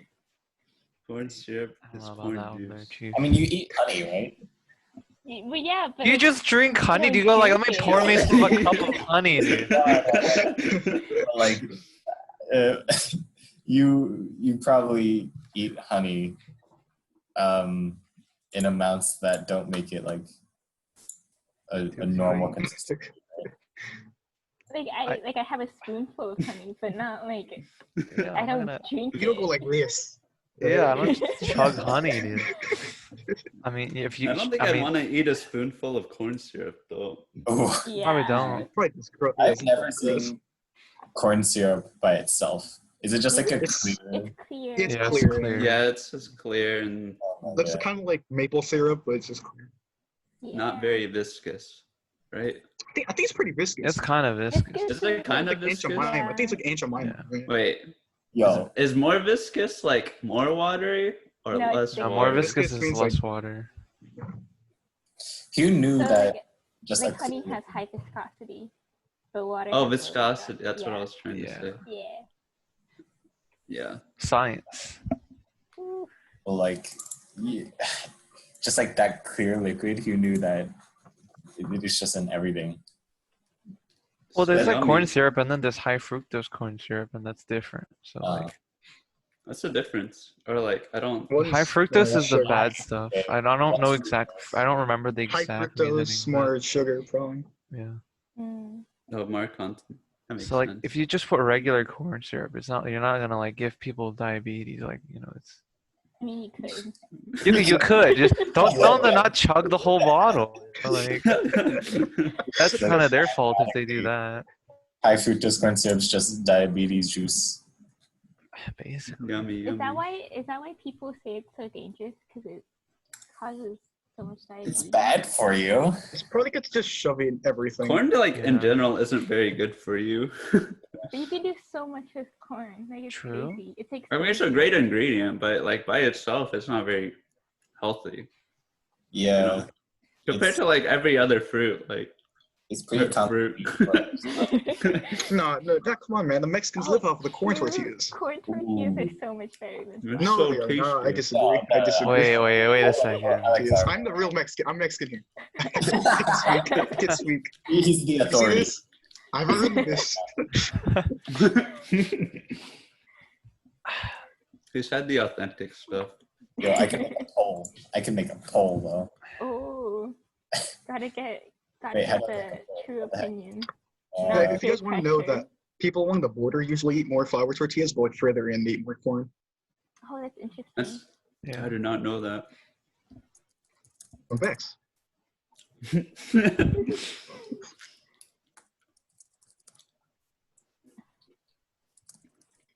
Where's the pool? But yeah, Our versions of fruit. Green Or banana. mango. What? Wait, is the green banana just like an unripe banana? Yeah. It is. Wait, people Wait. eat that? That's Wait, I literally. I know that there's like the those like bananas that you like fry, or what those are called. Yeah, Plantains. plantains. Plantains. Plantains, yeah. Oh, Plantains are great. So good. I've never had. Sour mango. okay. I don't think I like it as much as ripe mangoes, but I still think they're pretty good. I I think like sour the mangoes sour are mango when pretty it's not sour. good. Like Wait, it's still sour mango texture, but it's like sweet. Wait, That's like- pickled mangoes? oh, like right in between sour, or like right in between sour and ripe. I Is guess. that what you mean? Yeah, it's like crisp, but it's also sweet. I feel that. That's Mangoes That's are just peak top tier fruit that way, where it's like you can Yeah. eat it eat it like before whenever. it's done, after it's done. It's like it's still pretty good, like in some way. Great. Simply a top tier fruit. True. Okay, so we I've got never had green poll banana. results: 4 for flour, 3 for corn. Okay, I just have to say I Sick. couldn't vote because I was co-host, but if I Me could vote, I would have voted Dang, for I guess we're corn. tied. Who didn't I would have vote? voted flour. So Oh. Flower's winning. Oh, they canceled out. I mean, that's pretty even though. Like, gotta say. Get I destroyed. think it's. I mean. No, the thing is that I've never had like the authentic stuff, but it's Yeah, there's like some if I'm good buying corn store tortillas. bought, I'm gonna choose flour because flour is just easier. Like I Yeah, don't know, like the the store. store-bought corn stuff is terrible. Yeah, It's every so time I try to bad, use it, yeah. it just kind of disintegrates, and I'm like, well, Yeah, it just breaks It's- apart. It's so yeah. bad. But I've had like Handmade ones are great. yeah, well, like somewhere like that is better than true. than here, and it's like, dang, that You was just gotta really homemade good. both of them, and then see for Oh, yourself. but that's so much work. It One is day so I want much. to make one. It seems like a very exciting process. Oh, Oh, Seems pretty fun. Ali, Huh? Ali has joined. Oh my goodness. Woo. what's up, Ali? He's a guest. All right, I'm gonna go make Welcome. rice. Oh, Yes, okay. Front officer, Ali. Yeah. Can Just double the it grains here, into let's corn look more. tortillas. I don't really like that though, because I don't know. I think it's too thick that way. Yeah. Or I don't know. True. I don't think my taste buds are very good. I'm very refined. Like Your taste buds are Hi, here. They're weak. We're What's going being on? invaded. By the late people. Is this a Zoom call for the workshop? Yeah, we're doing a workshop on fruits. Fruits and tortillas. Interesting.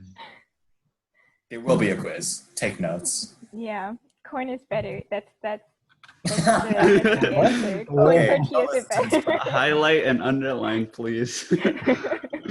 Corn tortillas are okay. They have their use case. Oh, you know Yeah, what? they prefer flour. Relaunch. Oh, includes the results. Okay, Oh, this is wait. just kind of an easy question. Unco-host me. I want to vote. Oh wait, you closed it. Never mind. Yeah, no. I'm There's not just an gonna- illusion I'm of not being gonna able to vote. do the voting. It's a dictatorship.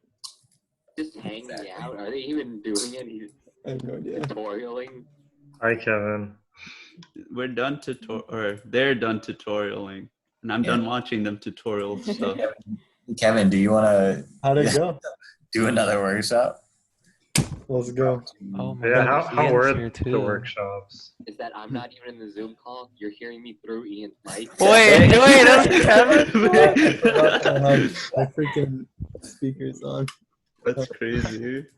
Can't hear me Wait, anymore. the layers go so deep. I know. I forgot. It's off I your turned it off. I turned my speakers off. I forgot they were on. Someone get on Skype and talk to us through Skype. Through Skype, Skype, no. through Discord, through Zoom. Oh man. Like, And then someone have like a several, Slack. Okay, several never mind. options you could use instead of Skype. TeamSpeak. TeamSpeak. Oh yeah. Google I Hangouts. forgot. No, even like just voting outside and screaming and hoping that How many people showed up to the workshop? We got, I think, Was it- 16. yeah. It was like Okay, 16 yeah. total. We also had some people on Twitch, and I don't know how much overlap there That's was. true. I didn't Oh, see it wasn't yeah. Twitch, dang. I could have. But I mean, Subscriber. including officers, What- that means it was like 12. Is there a repo or to the something. workshop? Oh wait, no, it'd be 11 because I think I saw Val here too. Is there a repo to the workshop? Not that Uh, valid. Not, I mean, it's kind of just the intro workshop that we've been doing. Oh, is it the same one from last year? Not the same one that David did, but the same one that. The one you did last year. Yeah, same one. Yeah, okay. Is that in the EGaDS repo? It is. It's the Wix one. Oh yeah, it's no, it's you Alex, make I your own repo. swear. Don't worry about it. I will ban you from this server. I can ban you. No. Robert, I'm just gonna say if I get commission, it's like I'm just trying to hustle. I'm sorry. Hey, What? If I get don't make me commission, copyright it. we're yeah. So we're talking about. something. I'm not gonna. It's not worth it. Never mind. It's Deacon stuff. Secret officer behind the scenes. Fun, fun, fun. Wait. I mean, both of y'all in the same server, Yeah. but Or Kevin can't hear you anymore. Maybe I should turn my speakers back on. Oh my god! Just tell Kevin to get onto Zoom. He doesn't I want to. can't. I literally can't get on the Zoom calls, guys. Is your computer that bad? Oh my god! I don't have a functioning U-Texas anymore, so Wait, I that's can't get on impossible. U-Texas calls. Wait, Ali doesn't either, right? Like, U-Texas doesn't go away, dude. Yeah, my text has worked. Eyes Yeah. of Texas No, like, stay on you. The UT U-Texas got broke. Like, I broke it because I was testing something.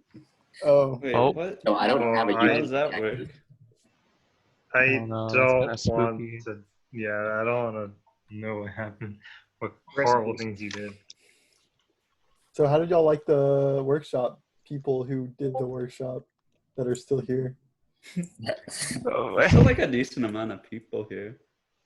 At Yeah, least like 4. we got one positive. Five. And that means it's 100% good. And Thanks, So far, Oh. 100% Thank you, 100% Annabelle. mic break. Well, okay, I just said thank you, but that was like Alex and Karina's thing. I don't know if they No, told I you, thought but You missed out. you learn a lot through Good number. experience and Googling and stuff. So you'll learn a lot doing the workshop. So I think that's one of the main things, So or the true. game jam. So this is really useful because it gives you that step up, but then, you know, you really dig into the weeds during a game jam and stuff. So it's super useful. definitely.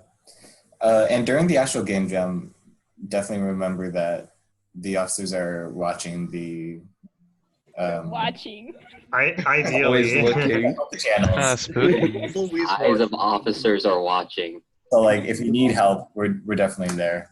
Yeah. If we for need sure. help, you guys already know. Yeah, before you even put anything, we know. When is food arriving? Yeah, when's food? Where's our free pizza?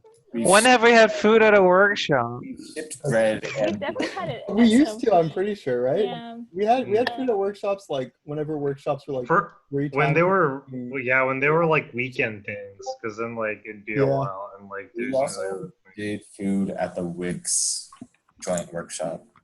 Okay, well, that requires us having money. Oh, Thanks for true. coming, Rodrigo. See you, Rodrigo. Hi. Bye. Oh wait, is that Digo?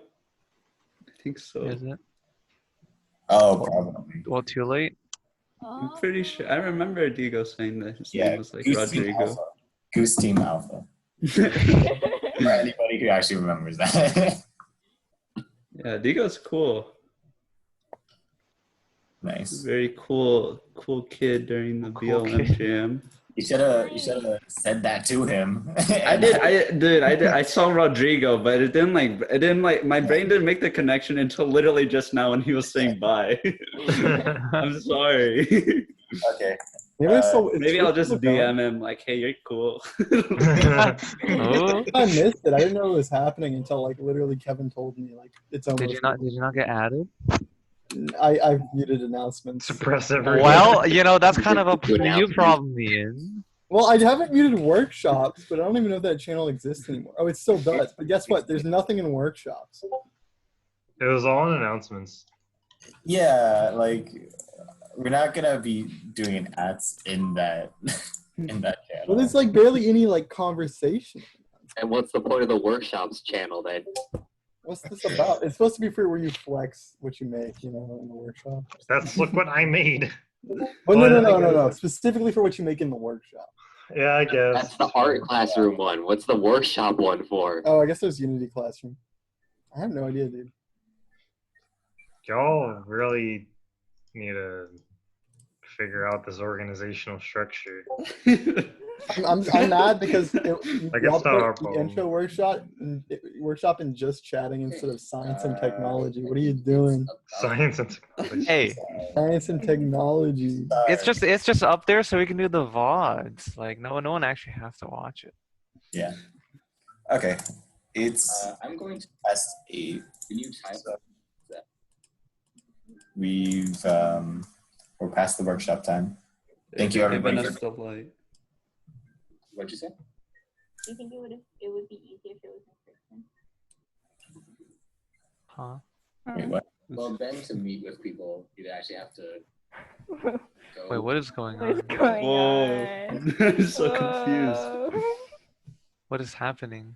Wait, Why am I hearing Yeah, who's them talk, talking? but their mouths don't move? Wait. I was watching the VOD, dude. Oh, okay. I was like, Oh. I was Ian, my brain, it broke. Dude. I was hearing On Alex and God, Karina dude. talk, and I was like, but What are you where's talking about? okay? Yeah, so workshop time's over. We're probably gonna leave it here. But thank you everybody for coming.